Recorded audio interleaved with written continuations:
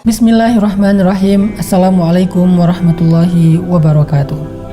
Ada 3 amalan yang kalau kita bisa kerjakan dengan istiqomah, maka kata Nabi, tadkhulul jannata bisalam. Kalian akan masuk ke surga dalam keadaan salam. Apa arti dalam keadaan salam? Artinya akan masuk surga tanpa harus mampir dulu ke neraka. Akan masuk surga tanpa azab. Akan masuk surga tanpa kesulitan. Akan masuk surga tanpa tergelincir di sirat, akan masuk surga dengan hisab yang ringan, akan masuk surga dengan padang mahsyar yang diberi naungan oleh Allah Subhanahu wa taala, akan masuk surga dengan mendengar ucapan sambutan dari para malaikat dan penduduk surga, salaman salama, salaman salama. Dia masuk ke dalam surga seperti seorang raja. Teman-teman, pengen jadi raja? Saya pernah jalan-jalan ke Dubai, ke Qatar, ke Kuwait, ke beberapa negara-negara Teluk yang masih menggunakan sistem kerajaan. Lalu di sana kita keliling-keliling city tour, melihat sebuah istana yang luar biasa. Ternyata ketika saya bertanya kepada guide-nya, ini istana milik siapa? Yang luas sekali, kemudian menghadap ke lautan, kemudian dari luar saja sudah kelihatan kemegahannya. Saya bertanya, milik siapa istana ini? Kata guide-nya, ini milik pangeran, bukan milik raja. Baru milik pangeran sudah semegah itu. Ketika saya jalan ke Turki, saya melihat istana milik kerajaan Turki, istananya Muhammad Al-Fatih yang ada di sebelahnya Hagia Sophia, istana Topkapi. Di sana saya melihat istana yang sangat nyaman. Saya hanya membayangkan betapa beruntungnya raja yang pernah tinggal di istana itu.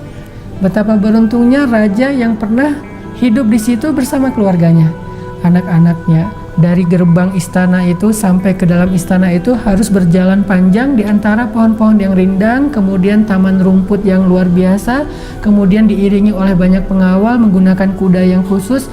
Keadaan yang sangat istimewa, dan istananya berada di puncak bukit yang kelihatan berbagai macam sisi negeri mereka. Kelihatan laut Bosforus, selat Bosforus, kelihatan Istanbul yang sangat eksotis.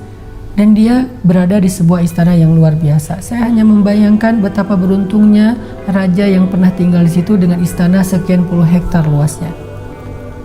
Tapi tahukah kita, semua kita bisa lebih beruntung dari orang-orang itu. Semua kita bisa lebih beruntung daripada raja dan pangeran-pangeran itu. Kenapa saya katakan lebih beruntung? Karena bisa mendapatkan istana yang jauh lebih luas dari itu. Yang luasnya seluas langit dan bumi. Yang kebaikan di dalamnya abadi. Kalau istana itu pernah dirasakan oleh seorang raja, tetapi tidak lama. Dia punya batasan, karena dunia ini ada batasannya, fana. Kalau tidak raja ini meninggalkan istana, maka dia harus pergi dari istana. Kalau bukan karena raja ini meninggal, maka dia akan diusir oleh musuhnya. Tetapi nanti akan ada istana yang kita masuk di dalamnya sebagai seorang raja, lalu kita disambut seperti seorang raja. Istana itu adalah milik kita. Kerajaan itu adalah milik kita, dan kita akan tinggal di sana selama-lamanya. Tidak ada lagi musuh yang akan mengancam kita. Tidak ada lagi musuh yang akan mengusir kita dari istana kita. Istana apa? Istana surga Allah Subhanahu wa taala. Siapa yang bisa masuk kepada surga Allah sebagai seorang raja yang disambut oleh penduduk surga dengan kalimat selamat datang wahai raja, selamat datang wahai raja? Ada 3 amalannya. Kata Nabi, ayuhan nas, afshus salam wa at'imut ta'am wa sallu bil laili wan nasu niyam tadkhulul jannata bisalam. Wahai manusia, sebarkanlah salam dan berikanlah makan, lalu sholatlah kalian di malam hari ketika manusia sedang lelap dengan tidurnya, maka kalian akan masuk surga dalam keadaan selamat. Ada 3 amalan di situ. Pertama, afsyus salam, sebarkan salam. Apa makna sebarkan salam? Makna sebarkan salam ini kalau kita terjemahkan dengan hadis yang lain, al-muslimu man salimal muslimu min lisanihi wa yadihi. Muslim itu yang bisa muslim lain selamat dari lisan dan tangannya. Jadi arti sebarkan salam, kita jadikan semua orang itu nyaman berada di sekeliling kita. Keberadaan kita di sebuah rumah, di sebuah keluarga, di sebuah lingkungan, di sebuah masyarakat, di sebuah bangsa, keberadaan yang membuat orang lain selamat. Kita ada di sebuah grup WhatsApp, semua isi grup itu selamat dari omongan kita, dari perlakuan yang tidak baik dari kita. Ketika kita berada di sosial media sebagai salah satu netizen, atau kita nge-follow satu akun, kita tidak menyakiti pemilik akun tersebut. Kita tidak menyakiti postingan seseorang. Kita tidak nge-hate kepada orang lain sebagai netizen. Kenapa? Karena keberadaan kita dimanapun adalah afsyus salam, menyebarkan kenyamanan bagi siapapun. Bukan hanya mengucapkan assalamualaikum, bukan hanya bertegur sapa secara lisan, tetapi makna afsyus salam di sini adalah sebarkan salam, artinya sebarkan kedamaian, sebarkan kenyamanan kepada siapapun yang berada di sekeliling kita. Sekarang kita tanya, adakah orang yang gak nyaman bergaul dengan kita? Perbaiki hubungan dengan dia. Adakah keluarga yang masih merasa sedih dan kecewa atau tersakiti dan terzolimi oleh kita? Kembalikan haknya. Adakah orang yang pernah merasa sangat malu karena ucapan-ucapan kita? Maka bersihkan namanya.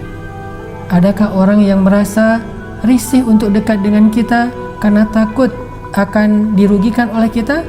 Maka perbaiki keadaan kita dan perilaku kita di hadapan dia. Teman-teman, kita coba pastikan semua orang merasa nyaman di sekeliling kita.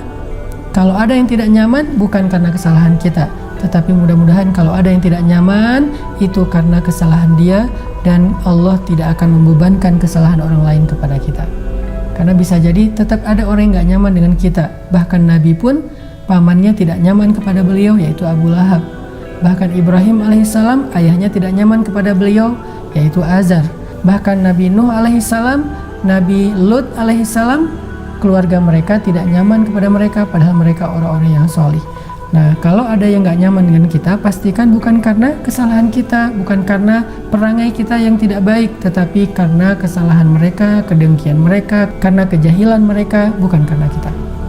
Jadi, amalan pertama adalah kita berusaha untuk menjadikan sebanyak mungkin orang merasa nyaman bergaul dan mengenal kita. Kalau dia orang miskin, merasa nyaman karena dapat perhatian dari kita. Kalau dia orang yang tidak mengerti ilmu, nyaman karena dapat ajaran ilmu dari kita. Kalau dia orang yang lemah, merasa nyaman karena dibantu oleh kita. Kalau dia orang yang tua, merasa nyaman karena dihormati oleh kita. Kalau dia anak muda, merasa nyaman karena disayangi oleh kita. Kalau dia keluarga, merasa nyaman karena ditunaikan hak-haknya oleh kita. Afsyus salam, sebarkan kenyamanan atau kedamaian. Yang kedua, wa at'imut ta'am, berikanlah makan. Maksud berikanlah makan di sini adalah memberi makan kepada orang-orang yang membutuhkan atau memberi makan pada saat orang dalam kesusahan. Sekarang kita merasakan hal itu. Bangsa kita sedang diuji dengan satu wabah yang efeknya bukan hanya terhadap kesehatan, tetapi juga terhadap ekonomi. Banyak orang yang di PHK, banyak saudara kita yang tidak bisa bekerja, banyak dari saudara kita yang tidak punya penghasilan. Sehingga kalau kita mau melakukan satu di antara 3 syarat menjadi raja di surga, maka yuk sama-sama kita bersemangat. Yang punya kelebihan rezeki, yang punya kelebihan harta, kita mulai at'imut ta'am, beri makan. Setiap hari kita kasih makan. Siapa yang kita kasih makan? Zawil qurba, yang kita dekat dulu, dekat secara hubungan kekeluargaan maupun dekat secara jarak tetangga. Kita coba tolong saudara-saudara yang dekat dengan kita terlebih dahulu. Baik dia yang mungkin ada di lingkungan rumah kita ataupun yang kita kenal tetapi dia berada di wilayah yang berbeda. Tetapi kita kenal dekat dengan dia, tolong dia, beri makan dia. Sehingga dengan kita memberi dia makan saat dia susah, nanti Allah akan memberi kepada kita kebaikan di akhirat ketika kita dalam keadaan susah. Yang ketiga, amalan ahli surga kata Nabi, wasallu bil lail wan nasu niyam. Salatlah pada saat semua orang terlelap. Kalau salat ketika semua orang melakukan yang sama, itu nggak istimewa, walaupun itu kebaikan. Tapi baru istimewa kita bisa bangun salat saat yang lain terlelap. Bulan Ramadan adalah kesempatan kita untuk bisa melatih itu. Apalagi sekarang kita berada di 10 malam terakhir Ramadan, yang sangat dianjurkan untuk tidak tidur di malam hari kecuali sedikit, karena kita sedang mengejar malam Lailatul Qadar. Yang melewatkan malam Lailatul Qadar, maka dia akan rugi selama 1000 bulan. Orang yang mendapatkan Lailatul Qadar lebih beruntung daripada orang yang beribadah selama 1000 bulan. Artinya kita coba latih habit bangun malam selama 10 malam terakhir Ramadan ini, sehingga setelah selesai Ramadan habit itu masih bertahan sampai akhir hayat kita. Dengan 3 habit atau kebaikan tadi: 1. Membuat orang lain nyaman bergaul dengan kita, baik di sosial media atau dalam kehidupan sehari-hari.